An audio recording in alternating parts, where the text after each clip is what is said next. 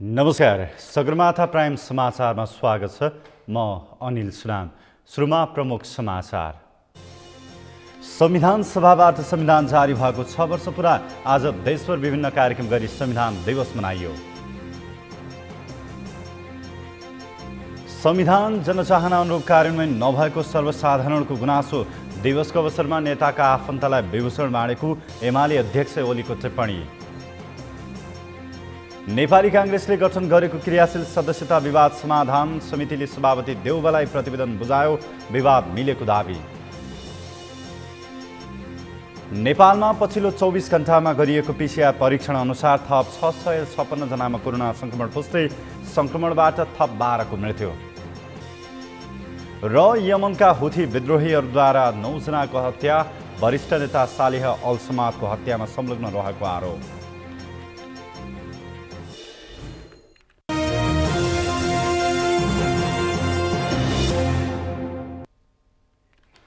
अब समाचार विस्तारमा।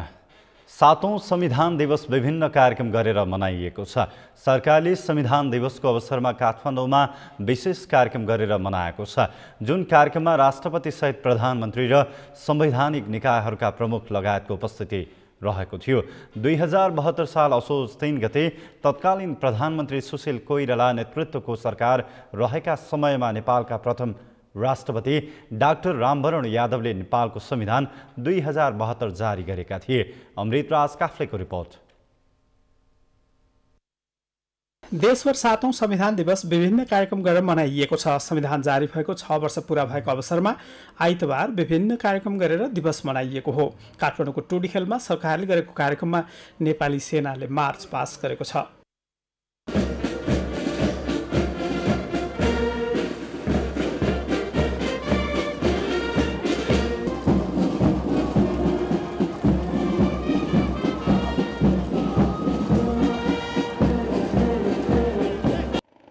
संविधान दिवसकै अवसरमा नेपाली सेनाले पुष्पवृष्टि गरेको छ भने नेपाली सेना, नेपाल प्रहरी, सशस्त्र प्रहरी बल नेपालले समेत कौशल प्रदर्शन गरेका छन्। महासेनानी किरण थापाले गर्दै हुनुहुन्छ।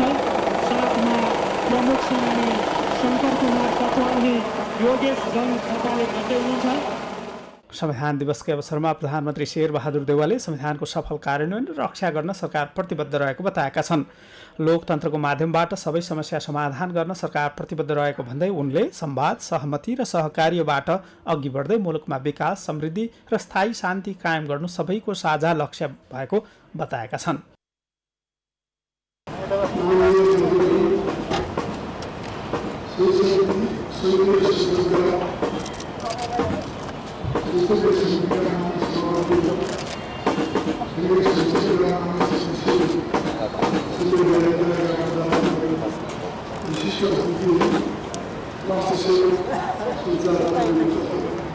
जनताका प्रतिनिधिहरूले बनाएको संविधान जारी भएको 6 वर्ष पूरा भएको छ। संविधान सभाले बनाएको संविधान 2072 साल असोज 3 गते जारी भएको थियो।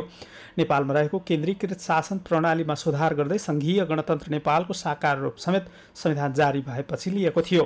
6 वर्ष अघि संविधान जारी भएको दिनको सम्झनामा हरेक वर्ष संविधान दिवस मनाइँदै आएको छ।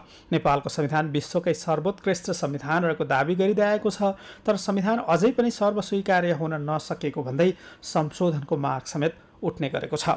सगरमाथा टेलिभिजनका लागि क्यामेरामा सुरेन्द्र राउतका साथमा अमृतराज काफ्ले, काठमाडौँ।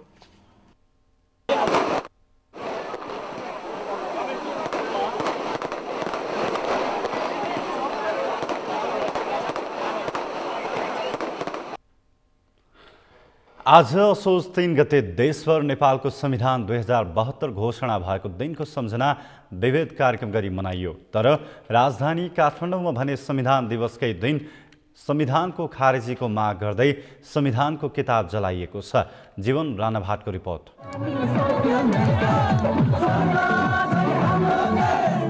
आइतबार देशभर संविधान दिवस भव्य रूपमा मनाइरहँदा राजधानीको माइतीघरमा भने संविधानको खारेजीको माग गर्दै संविधानको किताब जलाइएको छ।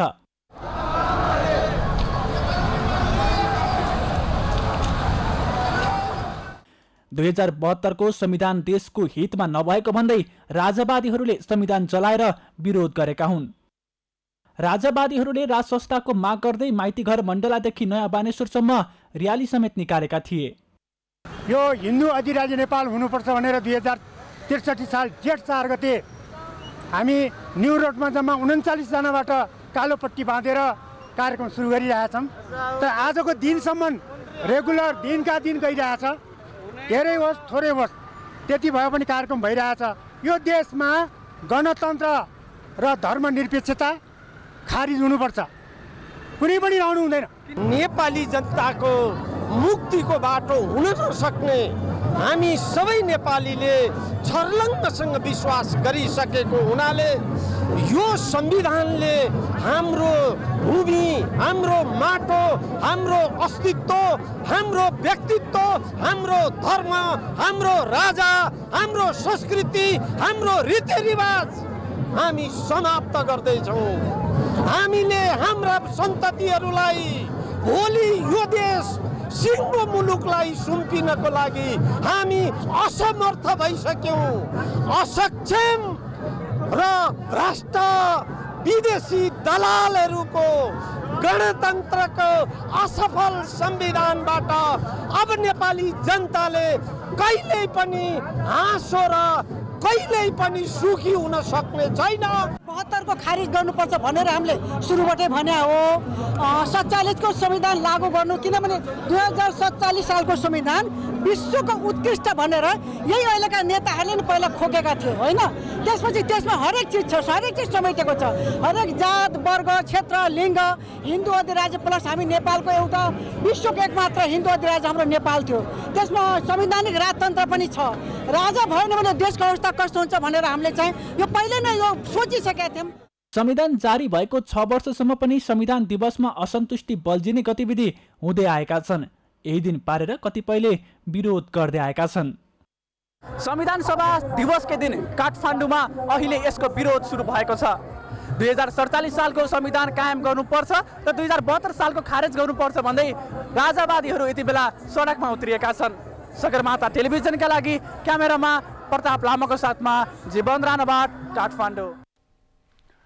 संविधान निर्माण भएर 7 वर्षमा प्रवेश गर्दा पनि जनताहरू संविधानबाट खुसी हुन सकेका छैनन्।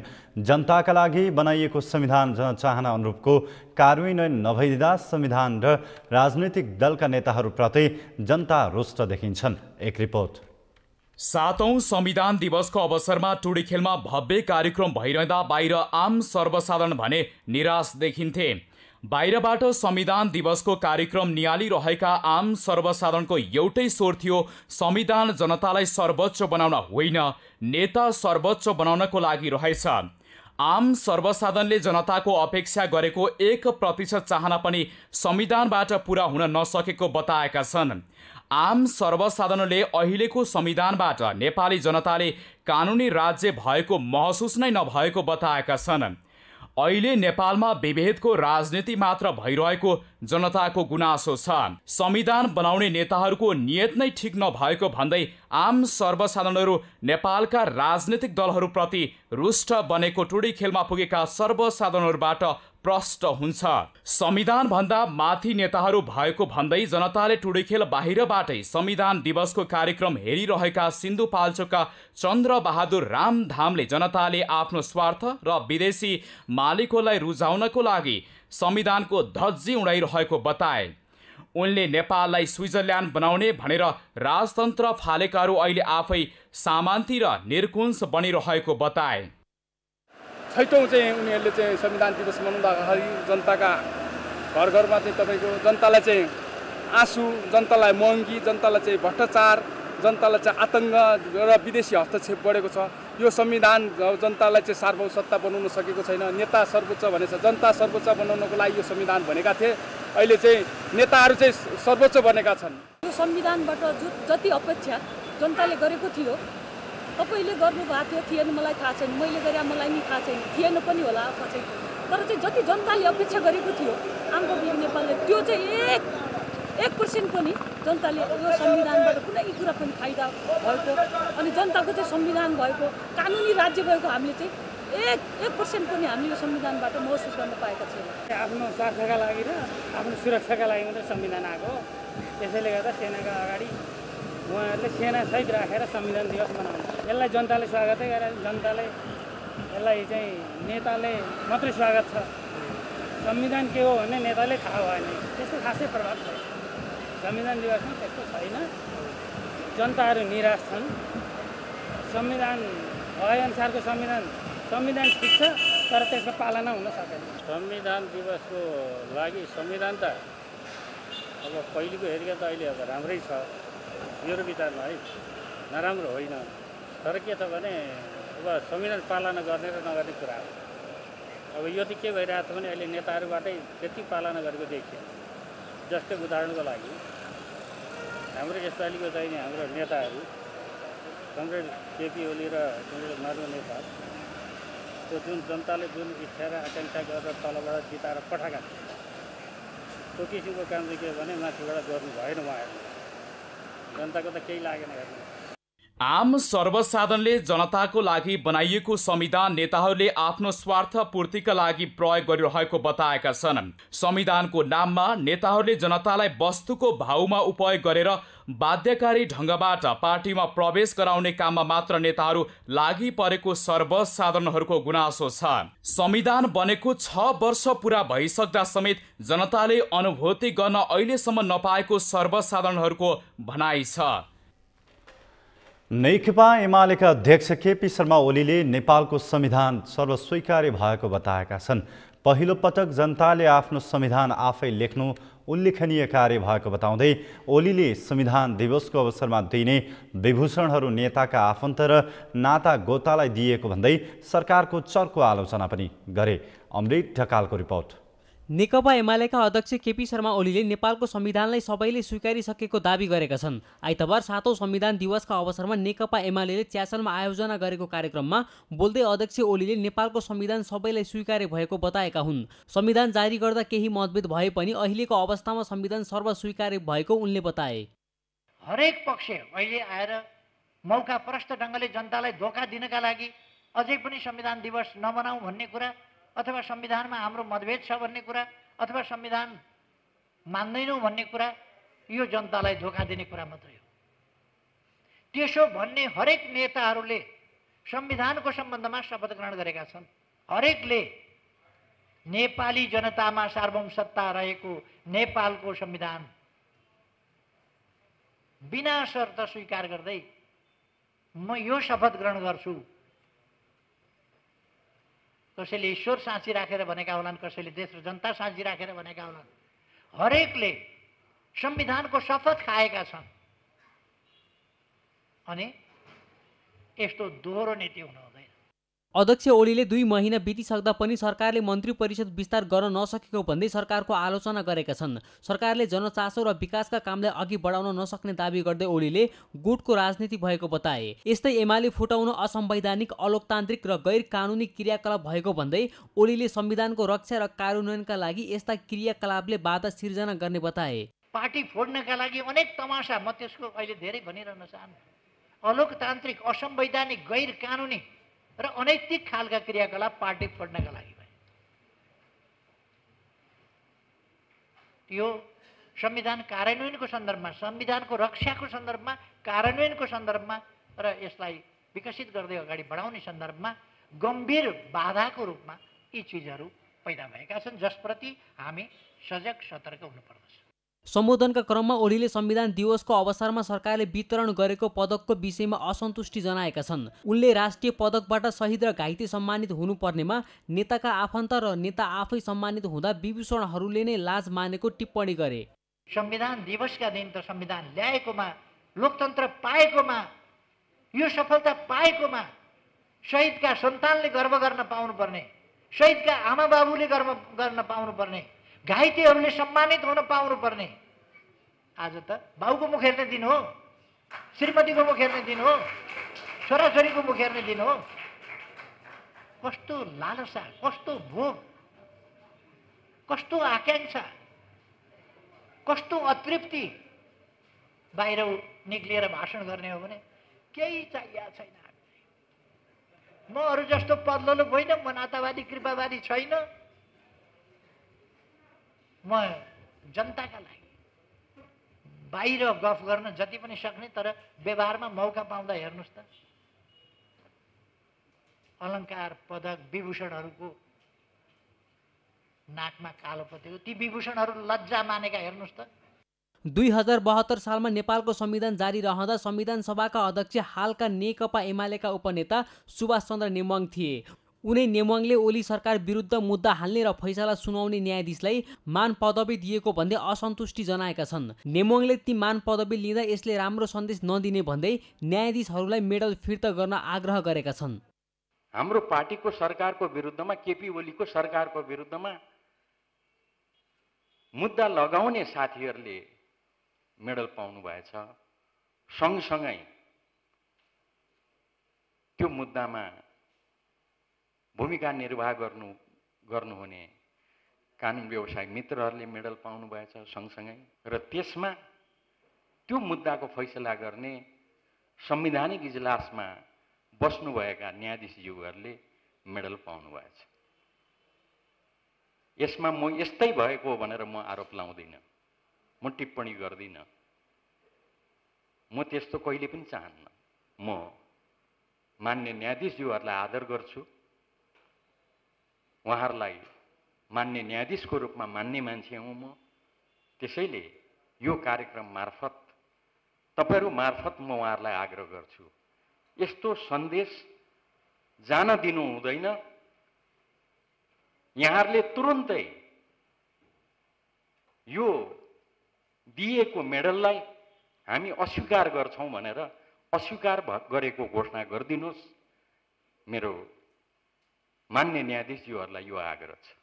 एमाले अध्यक्ष ओलीले नयाँ संविधान बनेपछि राजनीतिक परिवर्तनका लागि सङ्घर्ष गर्नुपर्ने दिनको अन्त्य भएको उल्लेख गर्दै नेपालको परिवर्तनका लागि अब हिंसा आवश्यक नभएको बताएका छन्। सगरमाथा टेलिभिजनका लागि क्यामेरामा केशव तिमिल सिन्हाका साथमा अमृत ढकाल, काठमाडौँ।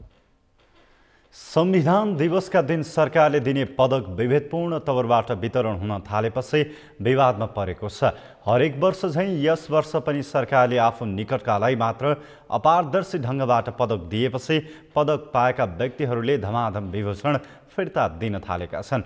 तर यस वर्ष मात्र नभई विगत वर्षहरूमा पनि यस्तै हुने गर्दथ्यो। तैपनि पदक तथा विभूषण वितरणमा किन सुधार हुँदैन त? जीवन राणाभाटको रिपोर्ट। राज्यले दिने सम्मानको ओझ घट्दै गएपछि संविधान दिवसको अवसरमा प्रदान गरिने विभूषण नलिनेको संख्या बढेको छ। विवादित व्यक्तिहरूले धमाधम विभूषण पाउन थालेपछि पदक पाएकै सम्मानित व्यक्तिहरूले पनि बट्टाबट पदक फिर्ता गर्न थालेका छन्। पदक तथा विभूषित हुने पात्रहरूको छनौट वस्तुपरक र निष्पक्ष हुन नसक्दा विभूषणको ओझ र औचित्य घट्दै गएको भन्दै पदक पाएकाहरूले फिर्ता गर्न थालेका हुन्। आइतबार पदक पाएका केही व्यक्तिहरूले पदक फिर्ता गरेका छन्। पत्रकारहरू कृष्ण ज्वाला देवकोटा, हरिबहादुर थापा, रबिन साइमीले पदक नलिने घोषणा गरेका छन्। उनीहरूले सामाजिक सञ्जालमा नै लेखेर पदक फिर्ता गर्नुपर्नेको कारण सार्वजनिक गरेका छन्। पदक वितरण दलीय प्रभावबाट मुक्त हुन नसकेको भन्दै उनीहरूले सरकारबाट विभूषण नलिने घोषणा गरेका छन्। सरकारले घोषणा गरेको पदक यसरी बट्टाबट फिर्ता हुन थालेपछि यसको औचित्य के रह्यो र यसले पदकको सम्मान र गरिमा किन घटिरहेको छ भन्ने सवाल खडा गरिदिएको छ। आफू चाहिँ गृह सचिव हुँदा आफूले पनि पदक लिए, आफ्नो पिएलाई पनि पदक दिलाए, आफ्नो बडीगार्डलाई पनि पदक दिलाए। त्यति मात्र भएन भनेर समाजसेवीको नाममा आफ्ना बाउलाई समेत चाहिँ पदक दिलाए। कि यहाँभन्दा चाहिँ यो पदकको दुरुपयोग चाहिँ हुने अर्को ठाउँ हुँदैन। कि अब अहिलेको सम्बन्धमा हामीले डिटेलमा सबै चाहिँ हेरेर त्यसमा चाहिँ विश्लेषण गर्न चाहिँ भ्याइएको छैन। कसका नातेदारहरूलाई कसरी के बापत दिइएको छ भन्ने कुराहरू त्यो छ। र एउटा अर्को गलत परम्परा के छ भने जो चाहिँ कुनै इन्स्टिट्युसनको चाहिँ प्रमुख भयो भने र सिफारिस गर्ने व्यक्ति पनि उही हुन्छ र प्राप्त गर्ने व्यक्ति पनि उही हुन्छ। जस्तो भनौँ न गृह मन्त्रालय भयो भने सामान्यतया त्यो गृह सचिवले आफूलाई राखिहाले हुन्छ है कि प्रधानमन्त्री कार्यालय मुख्य सचिवले चाहिँ उसले चाहिँ आफैलाई सिफारिस गरिहाले हुन्छ। पञ्चायतकाल र 2046 सालपछि प्रजातन्त्र कालमा समेत विभिन्न पेसा व्यवसाय र राष्ट्रिय जीवनमा योगदान पुर्याएकाहरूलाई अलङ्कार, पदक र विभूषण दिने व्यवस्था गरिएको थियो। अहिले योग्यता र क्षमता भन्दा पनि आसेपासे र सत्ताको भक्ति गाउनेहरू तकमा पाउनेको सूचीमा परेको पूर्व प्रशासकको भनाइ छ। कतिपय राजनीतिक नेताहरूलाई विभिन्न तहका तकमा पदकहरू चाहिँ दिएको चाहिँ देखियो। जुन चाहिँ राजनीतिक तहमा त्यति निर्विवाद भनेर चाहिँ मान्न सकिने स्थिति चाहिँ छैन। विभिन्न उनीहरूका काम कारबाही र उनीहरूले चाहिँ मुलुकबाट लिएका चाहिँ अनुचित लाभका कारणले गर्दाखेरि चाहिँ विवादमा चाहिँ चर्चामा आएका छन्। त्यस्ता व्यक्तिहरूलाई पनि चाहिँ ठुला पदकहरू दिएको स्थिति छ। र अर्को कुरो के भने अहिले सत्तासीन पार्टीहरूले भागबण्डाका आधारमा आफ्ना चाहिँ नेताहरूलाई पुरस्कृत गरिएको जीवित अथवा चाहिँ स्वर्गीय भइसकेका नेताहरूलाई दिएको देखियो। त्यसमा त्यति सन्तोष गर्ने ठाउँ छैन हामीहरूलाई पनि चाहिँ, किनभने यो चाहिँ राजनीतिक विचारधाराका आधारमा भागबण्डा गरेर एउटा राष्ट्रिय महत्त्वका तकमाहरू अथवा चाहिँ पदकहरू लिनु दिनु चाहिँ वास्तवमा यसले के गर्छ भने अरू मान्छेहरूलाई उनीहरूको जीवनीबाट प्रेरणा मिल्नुको साटो त्यसले झन् यो तकमाप्रति नै एउटा वितृष्णा चाहिँ हैन एउटा विकृति जस्तो चाहिँ मनमा चाहिँ पैदा गराउँछ। सरकारले विभूषण ऐन 2065 अनुसार मान पदवी अलङ्कार र पदक प्रदान गर्दै आएको छ। राष्ट्रिय जीवनका विभिन्न क्षेत्रमा वा अन्तर्राष्ट्रिय क्षेत्रमा विशिष्ट योगदान पुर्याउने नेपालीलाई विभूषणबाट विभूषित गर्न सकिने ऐनमा उल्लेख गरिएको छ। तर सरकारले प्रदान गर्ने पदकले सामाजिक ख्याति आर्जन गरेका मानिस गर्व महसुस हुनुपर्ने ठाउँमा उल्टै अपमान हुने अवस्था सिर्जना भएको छ। योगदान भन्दा भन्सुनका भरमा पदक वितरण हुन थालेपछि यसको ओज घटेको देखिन्छ। सगरमाथा टेलिभिजनका लागि क्यामेरामा प्रताप लामाको साथमा जीवन राणाबाट काठमाडौँ। सगरमाथा प्राइम समाचारमा पालो भएको छ विश्रामको विश्रामपछि। नेपाली कांग्रेसले गठन गरेको क्रियाशील सदस्यता विवाद समाधान समितिले सभापति देउवालाई प्रतिवेदन बुझायो। विवाद मिलेको दावी। नेपालमा पछिल्लो 24 घण्टामा गरिएको पीसीआर परीक्षण अनुसार थप 656 जनामा कोरोना संक्रमण पुष्टि, संक्रमणबाट थप 12 को मृत्यु। र यमनका हुथी विद्रोहीद्वारा 9 जनाको हत्या, वरिष्ठ नेता सालेह अल समदको हत्यामा संलग्न रहेको आरोप।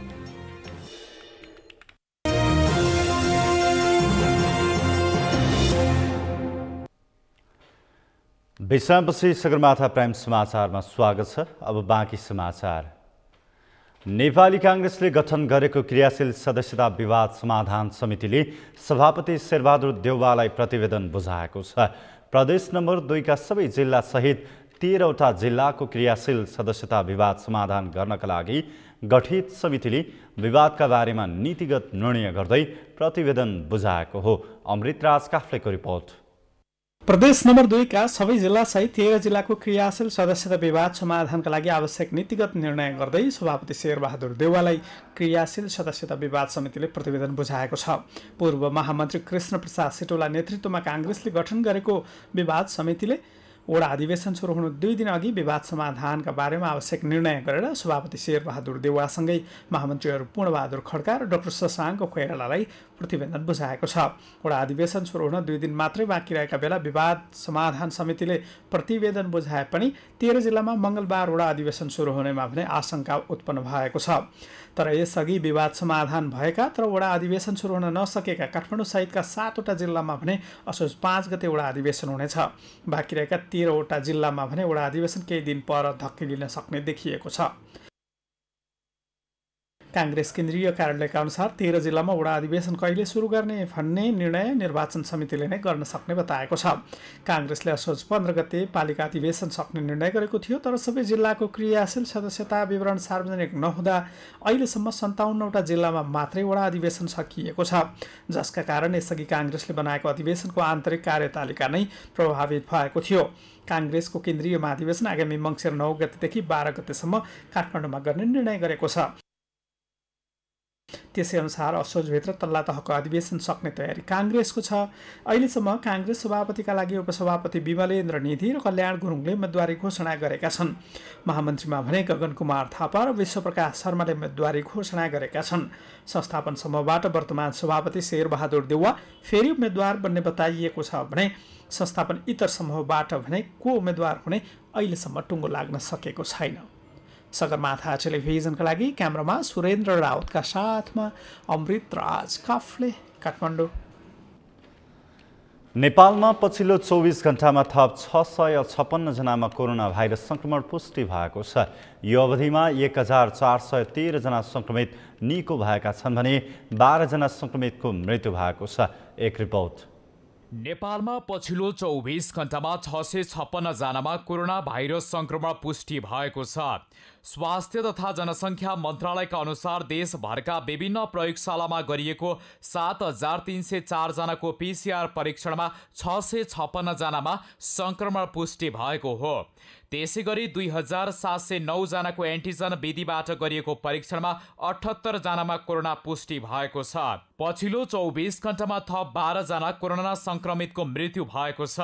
सोही अवधिमा मुलुकका विभिन्न अस्पतालबाट 1413 जनामा संक्रमण पुष्टि भएको मन्त्रालयले जानकारी दिएको छ। हाल देशभर 24313 जना सक्रिय संक्रमित रहेका छन्, जसमध्ये 22864 जना होम आइसोलेसनमा र 1449 जना संस्थागत आइसोलेसनमा रहेका छन्। कोरोनाका बिरामी मध्ये 390 जना आइसियु र 117 जना भेन्टिलेटरमा उपचाररत छन्। आइतबार थपिएसँगै नेपालमा कोरोना संक्रमितको कुल संख्या 7,84,566 पुगेको छ। यो सँगै नेपालमा मृत्यु हुने संख्या 11,040 पुगेको छ भने 7,49,213 जना संक्रमण मुक्त भएका छन्। यस्तै 10 वर्ष मुनिका 14 बालबालिकामा कोरोना संक्रमण पुष्टि भएको छ भने 11 देखि 20 वर्ष उमेर समूहका 65 जना कोरोना संक्रमित थपिएका छन्। यस्तै पछिल्लो 24 घण्टामा कोरोना विरुद्धको 21360 मात्र खोप लगाइएको छ। यो सहित नेपालमा कोरोना विरुद्धको खोपको पूर्ण मात्रा लगाउनेको संख्या 55,78,865 र एक मात्र लगाउनेको संख्या 62,03,316 पुगेको छ। नेपाल निजामती कर्मचारी संगठनले आगामी माघ 7 र 8 गते राष्ट्रिय अधिवेशन गर्ने भएको छ।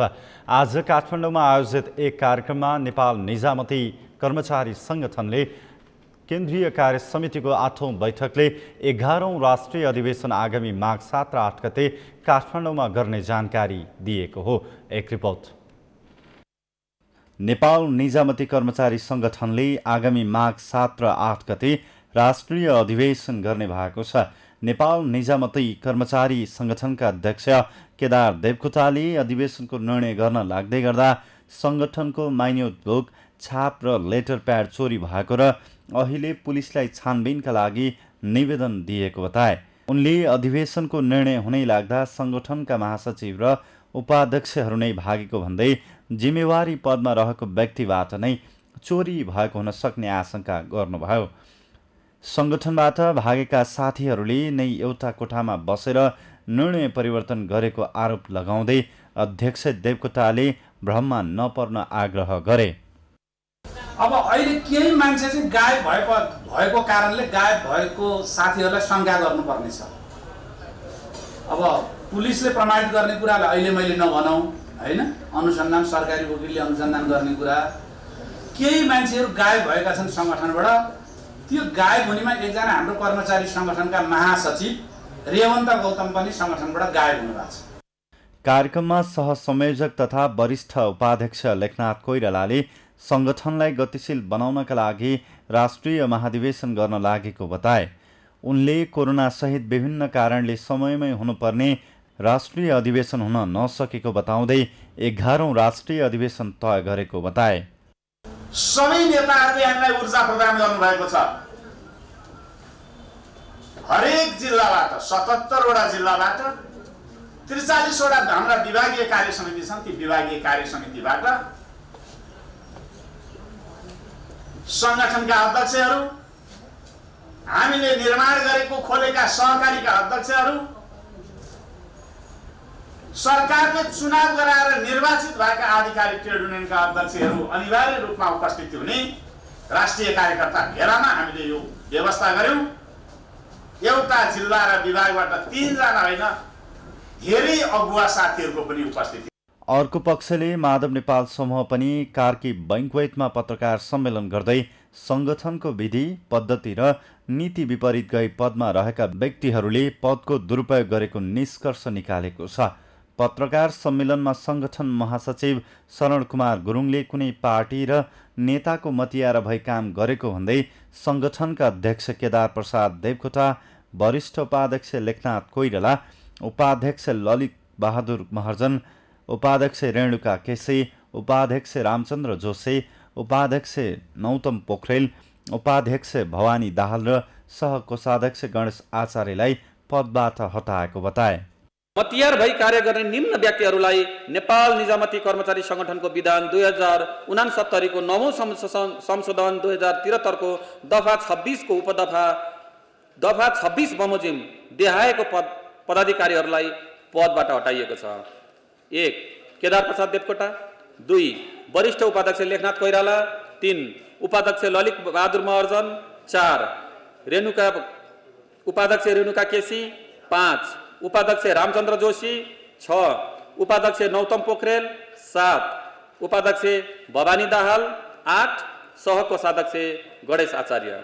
उनले संगठनलाई कर्मचारीहरूको आशा र भरोसाको केन्द्रको रूपमा विकास गर्दै लैजाने भन्दै यो कुनै राजनैतिक दलको भातृ संगठन नभएको स्पष्ट पारे। उनले संगठनलाई फुटाएर राज गर्न चाहनेहरूबाट बचाउन आफूले काम गरिरहेको बताए। कैलालीको धनगढी उपमहानगरपालिकामा निर्माण कार्य सम्पन्न भई फुलवारी बस पार्क हस्तान्तरण कार्यक्रममा स्थानीयले अवरोध गरेका छन्। निर्माण सम्पन्न भएको बस पार्कमा कमसल सामग्री प्रयोग गरिएको, बस पार्कभित्र पानी जम्ने समस्या र पानीको उचित निकासका लागि दुवैतर्फ नाली नभएको भन्दै स्थानीयले अवरोध गरेका हुन्। कैलालीबाट दिनेश विष्टको रिपोर्ट। संघीय शहरी विकास तथा भवन निर्माण संघीय आयोजना कार्यालय धनगढी र देवयन शायर मसिना जेभी प्राइभेट लिमिटेड बीच 2074 असाढमा 2 वर्षभित्र निर्माण कार्य सम्पन्न गर्ने गरी सम्झौता भए पनि बस पार्क निर्माणको काम 2 पटक म्याद थप गरी भर्खर मात्र सम्पन्न भयो। तर बस पार्क निर्माण कार्य सम्पन्न भएपछि धनगढी उपमहानगरपालिकालाई हस्तान्तरण गर्ने समयमा स्थानीयले विरोध गरेका छन्। देशका 9वटा नमुना बस पार्क मध्ये फुलवारी बस पार्क पनि पर्ने दावी आयोजना कार्यालयले गरे पनि त्यो अनुसार काम नभएको स्थानीयको गुनासो छ। जुन बस पार्क बन्ने क्रममा कन्स्ट्रक्सनको बेला भयो त्यतिखेर बाटोघाटो बिगारेका कुराहरूदेखि लिएर यो पिचको मापदण्डका कुराहरू यो बनिसके पश्चातका यो पिचको मापदण्डका कुराहरू कालोपत्रे राम्रोसँग भएको छ कि छैन, यहाँ बिचमा नालाहरू हेर्नुहोस्, यो नालाहरूबाट पानी राम्रोसँग पास भएको छ कि छैन, त्यहाँ नाला एकदम मजाले नालामा पानी भरिएको छ। ती कुराहरू मात्रै नभएर स्थानीयलाई, यस वरिपरि रहेका स्थानीयलाई जानकारी नगरी कुनै सूचना नदिई आफ्नो मनोमानीले 2 जना कर्मचारी राखिएको छ। त्यो कहाँसम्मको जायजको कुरा हो त्यो, त्यस विषयमा हाम्रो छलफल। अर्को कुरा, वरिपरि जुनसुकै बस पार्क पनि नमुना बस पार्क भनेर भनियो। देशमा 9वटा नमुना बस पार्क, त्यसमध्ये एउटा सुदूरपश्चिममा पर्यो, सुदूरपश्चिमको नमुना बस पार्क यो धनगढी उपमहानगरपालिकामा पर्यो। यो नमुना बस पार्कको वरिपरि पक्की नाला हुने कि नहुने, त्यो नहुँदै गर्दाखेरि ढल निकास कसरी हुन्छ, वरिपरिका रोडहरूमा कालोपत्रे गरिने कि नगरिने, त्यस कुराको निर्णय गर्ने कि नगर्ने, त्यस कुराको कमिटमेन्ट गर्ने कि नगर्ने नगरपालिकाले भन्ने विषयमा हाम्रो छलफल हो। 3 करोड 10 लाख खर्च गरी निर्माण सम्पन्न भएको फुलवारी बस पार्कमा 2 तले टिकट काउन्टर, घर, 1 भ्यू टावर, 40 भन्दा बढी बस अट्ने पार्किङ क्षेत्र, फुटपाथ र राति समेत यातायात सञ्चालन गर्ने गरी सोलर बत्ती जडान गरिएको छ। बस पार्क क्षेत्रमा बनेका भौतिक संरचना खुसी लागे पनि त्यो दिगो रूपमा प्रभावकारी नहुने देखिएपछि विरोध गरिएको स्थानीयहरूको भनाइ छ। उनीहरूले ठेक्कामा मिलेमतो भएको, सार्वजनिक सूचना समेत नगरी काम अगाडि बढेको र निर्माण स्थलमा आयोजना सम्बन्धी कुनै पनि सूचना नटासिएको बताएका छन्। यो ठाउँमा अब काम कुराहरू केही पुरा भएको छैन। यिनीहरूले कसरी मिलेर यो सबै पास गरे हस्ताक्षर गर्न आछन्। प्लस त्यसरी नै मान्छेहरू पनि ल्याएर आफ्नो हिसाबमा ल्याएर प्राइभेट जस्तो गरेर यिनीहरूले मान्छेहरू पनि यहाँ कर्मचारी राखेका छन्। स्थानीयलाई केही जानकारी छैन हैन। यो कारणले हामी यो बस पार्कलाई हस्ताक्षर हुन पनि नदिने, ओपनिङ हुन पनि नदिने, यो हाम्रो यहाँको स्थानीयको सबैको माग हो। यो गुणस्तरता भन्नुभयो, खास के छ यहाँभित्र समस्या धेरै छ नि, भनिहाल्यौँ नि हामीले। ठाउँ ठाउँमा पानी जम्छ, वरिपरि निकास छैन, नालाहरू त्यत्तिकै छोडिदिया छ, बाटो बिगारिदिया छ, धेरै कुराहरू छ यसमा अब हैन। त्यो कारणले हो। सङ्घीय सहरी विकास तथा भवन निर्माण सङ्घीय आयोजना कार्यालय धनगढीका आयोजना प्रमुख प्रवीण शाहले चरणमा बसपार्क निर्माण भएका कारण केही कमी कमजोरी भए पनि त्यसमा सुधार गरिने बताए। 40वटा ठुला बसहरू चाहिँ मुभमेन्ट गर्ने हिसाबले चाहिँ डिजाइन गरेको हो। त्यसमा चाहिँ अब हामीले अब क्लक टावर, त्यसपछि टिकट काउन्टर, त्यसपछि अफिस, त्यसपछि चाहिँ अब यो हार्ड सर्फेस भनौँ न पार्किङको लागि, त्यसपछि अब मान्छेहरूलाई अलिकति एक्सेसको लागि पब्लिकहरूलाई एक्सेस सजिलोसँग होस् भनेर फुटपाथ, अनि त्यसपछि अब लगायतका संरचना अनि सोलरहरू राति पनि सञ्चालन गर्नलाई सकियोस् भनेर सोलर बत्तीहरू पनि हालेका छौँ। फुलबारी क्षेत्रमा लामो समयदेखि व्यवस्थित बसपार्क नहुँदा सडक छेउछाउमा सवारी पार्किङ गर्नुपर्ने बाध्यताको अन्त्य हुने अपेक्षा गरेका स्थानीय र सवारी चालकहरू भने यति बेला बसपार्क सञ्चालनमा नआउँदै विवाद भएपछि चिन्तित बनेका छन्। सगरमाथा टेलिभिजनका लागि कैलालीबाट दिनेश विष्टको रिपोर्ट। इन्द्र जात्राका अवसरमा वर्षा र सहकालका देवता इन्द्रको पूजा आराधना गरिने धार्मिक प्रचलन छ। इन्द्र पूजनको अनुष्ठानसँगै प्रारम्भ भएको इन्द्र जात्रा आइतबार काठमाडौँको बसन्तपुर दरबार क्षेत्रमा आयोजना गरियो। समीर जोशीको रिपोर्ट। यो दृश्य काठमाडौँको बसन्तपुर दरबार स्क्वायर क्षेत्रको हो। आइतबार काठमाडौँका नेवार समुदायको प्रमुख जात्राका रूपमा मनाइने इन्द्र जात्रा धुमधामका साथ मनाइएको छ। श्री कुमारी, श्री गणेश र श्री भैरवको रथारोहण गरी बसन्तपुर दरबार क्षेत्र परिक्रमा गराइएको छ।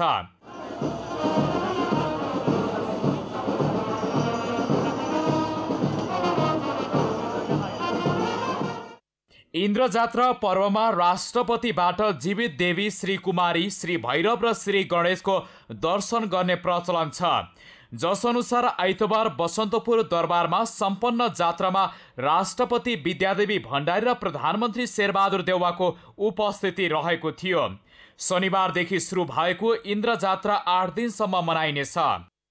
तपाईको अब पृथ्वीनारायण शाहले राज्य लिइसकेपछि पनि यो नेवार जातिहरूले मनाएको जात्रामा सहभागी भएको कुरा, त्यसैले यो नेवारी समुदायलाई त्यतिसम्म इज्जत गरिराखेको पृथ्वीनारायण शाहले, किन शाहले त सबै राज्य लिँदा पनि त नेवार समुदायलाई यति इज्जत गरेर यो जात्रा हेर्न आएको पृथ्वीनारायण शाहले। त्यसैले यो इन्द्र जात्रा चाहिँ नेवारी समुदायले मनाउने जात्रा हो। राष्ट्रपति प्रमुख चाहिँ सुरुमा र अन्त्यमा आउनुपर्छ, किन कुमारी जीवित कुमारीको दर्शन गर्न तपाईँ राजाले पनि दर्शन गर्नुपर्छ। जीवित कुमारी भनेको हामी मनुष्य जातबाटै जन्म भएको हो। जबसम्म उसको सोला नछुने हुँदैन तबसम्म जीवित कुमारी हुन्छ। पौराणिक मान्यता अनुसार वर्ष र सहकालका देवता इन्द्रको पूजा आराधना गरी मनाइने इन्द्र जात्राको विशेष महत्त्व रहेको सर्वसाधारणको भनाइ छ।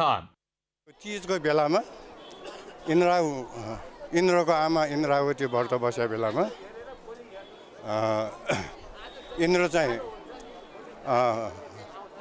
यो पारिजात फुल भन्ने टिप्न गएको बेलामा अनि इन्द्रलाई यो जनताले देखेर मेरो बारीमा पारिजात फुल चाहिँ चोर्न आयो भनेर समातेर राखेको।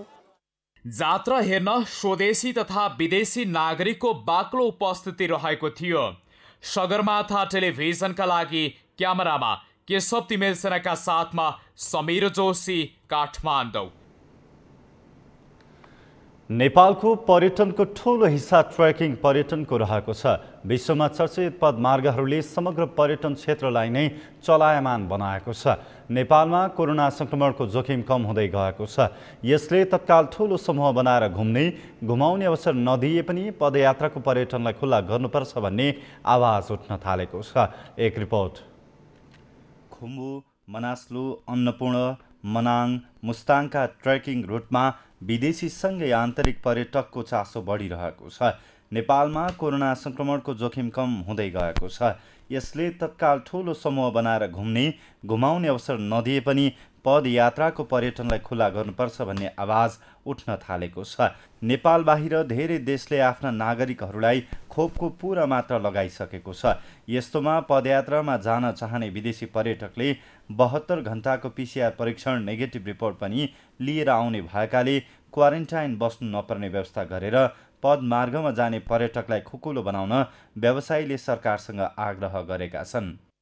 सरकारले चाहिँ अलिकति केही राहत प्याकेज जस्तो ल्याउनुपर्छ। जस्तो क्वारेन्टाइनको कुरा भयो, जबकि उनीहरू उताबाटै अलरेडी भ्याक्सिनेट भएर आएको हुन्छन् र यहाँ आइसकेपछि उनीहरू त्यो पाँच पनि पिसिआर गरेर आएको हुन्छन् र पिसिआर रिपोर्ट जब नेगेटिभ भएको हुन्छ भने त्यस अवस्थामा त उनीहरूलाई आउन दिनु पऱ्यो नि।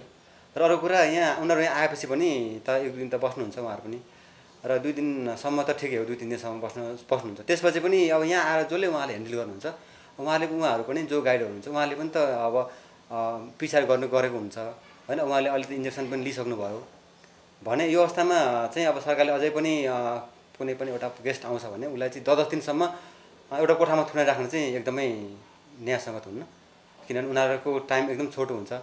उनीहरू भनेको 10-15-20 दिनलाई आउने हो, 10-15-20 दिनमा लागि आउँदाखेरि तपाईँको 10 दिन नै होटेलमा बस्नु पऱ्यो भने उनीहरू कहाँ घुम्ने? ट्रेकिङ एजेन्सीको छाता संस्था टानका अध्यक्ष खुम्बहादुर सुवेदीले अन अराइभल भिसा खुला गर्ने र क्वारेन्टाइन बस्ने नियमलाई हटाएर पर्यटन क्षेत्रलाई चलायमान बनाउन सकिने बताए। एकजना पर्यटक पदयात्रामा जाँदा कम्तीमा 20 जनाले रोजगारी पाउने र अर्थोपार्जन हुने अनुमान गरिन्छ। साहसिक पर्यटन, हिमाल आरोहण, पदयात्रालाई मात्र पनि खोल्न सके पर्यटन सिजनसँगै चलायमान बनाउन सकिने बताए। 7 डेजको क्वारेन्टाइन हटाउनु पर्यो, भ्याक्सिनको मात्रा पुरा गरेर आएको पर्यटकहरूलाई स्मुथ रूपमा घुम्न जाने वातावरण सिर्जना गर्नु पर्यो र नेपालमा सम्पूर्ण व्यवसायीदेखि श्रमिकसम्मलाई छिटोभन्दा छिटो भ्याक्सिन लगाउनु पर्यो र नेपाललाई रेड जोनबाट हटाउनु पर्यो। यदि यो हुन सकेन भने हाम्रो 70 to 80% पर्यटन व्यवसाय र श्रमिकहरू भोलि विस्थापित भए भने नेपाल सरकारलाई यो ठुलो धक्का हुनेछ। यस अर्थमा यसलाई चाहिँ नेपाल सरकारले चाहिँ छिटो यो निर्णय गर्नको लागि विनम्रतापूर्वक trekking agency association of Nepal टान हार्दिक अनुरोध गर्दछ। 1.5 दशकदेखि सकारात्मक लयमा रहेको नेपालको पर्यटन व्यवसाय कोरोनाका कारण नराम्रोसँग थलिएको छ, तर संक्रमणको जोखिम कम भएका मुलुकबाट नेपालबारे चासो बढ्न थालेको ट्राभल व्यवसायीले बताएका छन्। नेपालमा कोरोना संक्रमणको दर घटेको समाचार आउन थालेपछि इन्क्वायरी बढेको पनि व्यवसायीले बताएका छन्। सरकारले भिजा र क्वारेन्टाइनको विषयमा समयमा नै निर्णय नलिए व्यवसाय उठ्नै नसक्ने गरी थलिने व्यवसायीहरूले बताएका छन्। डबल भ्याक्सिन भएको केसलाई अनएराइभल भिजा र उहाँहरूलाई नेपाल आउनको लागि आउँदाखेरि क्वारेन्टाइनको प्रावधान हटाएर अनएराइभल भिजा नदिने हो र अब यही लेभलले नै पर्यटन व्यवसायलाई लैरहने, यसरी नै पर्यटकहरूलाई आउनलाई यसरी नै पुरानै खालको चाहिँ नेपाल सरकारले चाहिँ रुल्स बनाइराख्ने, त्यसलाई नहटाउने यो स्थितिमा गयो भने हामी पर्यटन व्यवसायीहरू अलरेडी अलमोस्ट 2 इयर्स हामी अलरेडी डाउन भइसकेका छौँ। अब यही तरिकाले गयो भने हामी उठ्नै नसक्ने गरेर डल्ने छौँ। सो यो रिजनले गर्दा अब नेपाल सरकारले एउटा खालको प्रावधान अनुरूप एउटा हामी किन सधैँ लास्टमा पर्ने, सधैँ अरू देशको कपी गर्ने। कोरोना संक्रमणको जोखिम बढ्नु अघि नेपालले भ्रमण वर्ष मनाउने तयारी गरिरहेको थियो। 2020मा 20 लाख पर्यटक ल्याउने तयारी हुँदै गर्दा कोरोनाले सबै कार्यक्रम बिथोलिदियो। अहिले संक्रमणको दर क्रमशः घटिरहेको र खोप लगाउनेको संख्या बढिरहेकोले विभिन्न क्षेत्रका पर्यटन व्यवसायीले सहज वातावरण बनाउन सरकारसँग अनुरोध गरेका छन्। सगरमाथा प्राइम समाचारमा पालो भएको छ विश्रामको विश्रामपछि। जंगली जनावरबाट पीडित बर्दियावासी वैकल्पिक खेती गर्दै जनावरले नष्ट नगर्ने भएपछि निकुञ्ज तथा मध्यवर्ती क्षेत्रमा बसोबास गर्ने किसान बेसार खेती गर्दै र क्रिकेट र फुटबलका राष्ट्रिय टोलीका कप्तानलाई प्रबल जनसेवा सूर्य पदक आगामी वैशाख 1 गते विशेष समारोहका बीच ग्रहण गर्ने।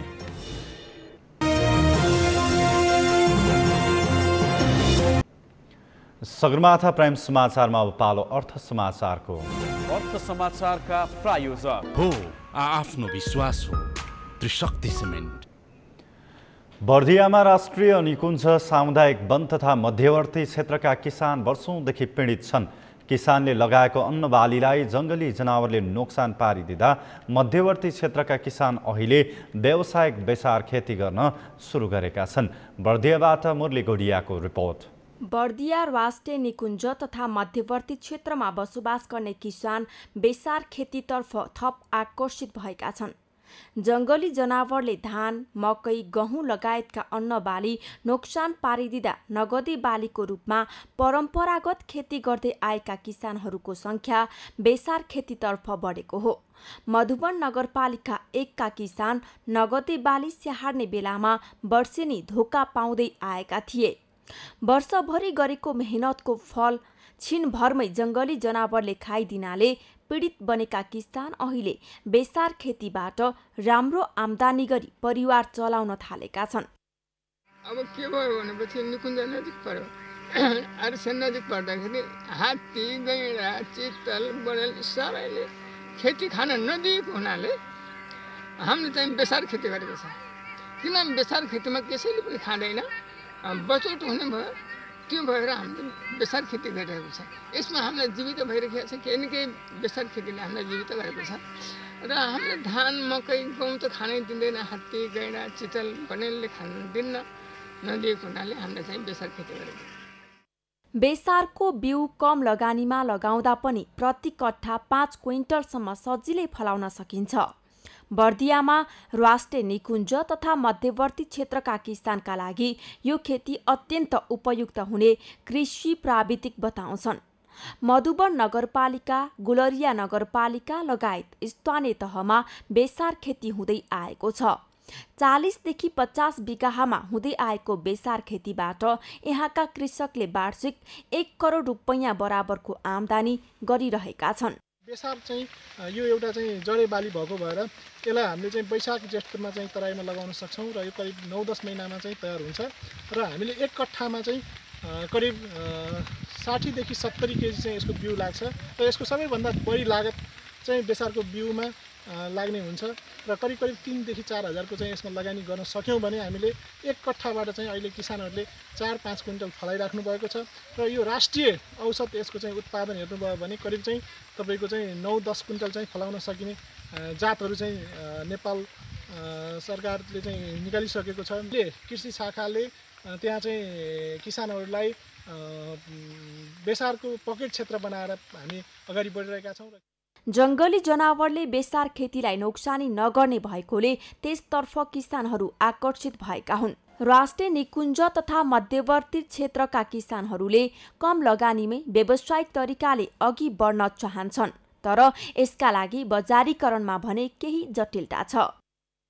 बेसार पकेट क्षेत्र निर्धारण गरेर हामीले 4 लाख रुपियाँ यसमा सहयोग पनि गरेका छौँ र यहाँका किसानहरूलाई यसरी आत्मनिर्भर बनाउँदै यो बेसार खेती लगायो भने जङ्गली जनावरबाट कमभन्दा कम क्षति हुने र अन्य बालीहरू लगायो भने यहाँ किसानले स्याहार्न पनि नपाउने भएको हुँदा यसलाई विशेष गरी प्राथमिकतामा राखेर हामीले मधुवनमा कृषिबाट विभिन्न पकेट एरियाहरू बनाएका छौँ। धानको उत्पादन, गहुँको बिउ उत्पादन, आलु पकेट, यसरी विभिन्न तरकारी खेतीको पकेट लगायत विभिन्न क्षेत्रमा यो क्षेत्रलाई चाहिँ हामी जङ्गली जनावर निकुञ्जको जनावरबाट पीडित एरिया भएको हुँदा हामीले यसलाई चाहिँ बेसार खेतीमा यहाँ अलिकति बजारीकरणको समस्या देखाउनु भएको छ। यसलाई चाहिँ अलिकति व्यवस्थित ब्रान्डेड यसको लेबलिङ प्याकेजिङ गर्न कुरामा चाहिँ हाम्रो स्थानीय सरकार र हामी विभिन्न सङ्घ संस्थाहरूलाई सहयोगको अनुरोध गरेका छौँ। मध्यवर्तीका किसान जङ्गली जनावरका बाली नाली नोक्सानी गर्न थालेपछि नगदी बालीतर्फ आकर्षित भएका हुन्। उनीहरूले जङ्गली जनावरले नष्ट पनि नगर्ने, आम्दानी पनि राम्रो हुने भएपछि बेसार खेती गरिरहेका छन्। सगरमाथा टेलिभिजनका लागि बर्दियाबाट मुरली गोडियाको रिपोर्ट। प्राइम समाचारको अन्त्यमा मुख्य समाचार फेरि एकपटक। संविधान सभाबाट संविधान जारी भएको 6 वर्ष पुरा, आज देशभर विभिन्न कार्यक्रम गरी संविधान दिवस मनाइयो। संविधान जनचाहना अनुरूप कार्यान्वयन नभएको सर्वसाधारणको गुनासो, दिवसको अवसरमा नेताका आफन्तलाई विभूषण बाँडेको एमाले अध्यक्ष ओलीको टिप्पणी। नेपाली कांग्रेसले गठन गरेको क्रियाशील सदस्यता विवाद समाधान समितिले सभापति देउवालाई प्रतिवेदन बुझायो, विवाद मिलेको दावी। नेपालमा पछिल्लो 24 घण्टामा गरिएको पीसीआर परीक्षण अनुसार थप 656 जनामा कोरोना संक्रमण पुष्टि, संक्रमणबाट थप 12 को मृत्यु। र यमनको हुथी विद्रोहीद्वारा 9 जनाको हत्या, वरिष्ठ नेता सालिह अल समदको हत्यामा संलग्न रहेको आरोप।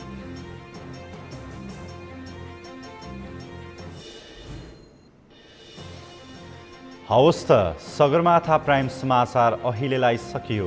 तपाईँ समाचार बुलेटिनका साथै सगरमाथा टेलिभिजनका सम्पूर्ण कार्यक्रम www.sagarmatha.tv मा पनि पढ्न र हेर्न सक्नुहुनेछ। साथै युट्युबमा youtube.com/sagarmatha.tv नेपालमा हेर्न सक्नुहुनेछ। साथै तपाईँ हामीलाई फेसबुकमा पनि facebook.com/STV नेपालमा फलो गर्न सक्नुहुनेछ। समाचारको शिखर, नेपालको गौरव, नेपालको पहिलो न्युज च्यानल सगरमाथा टेलिभिजन हेर्दै गर्नुहोला। नमस्कार।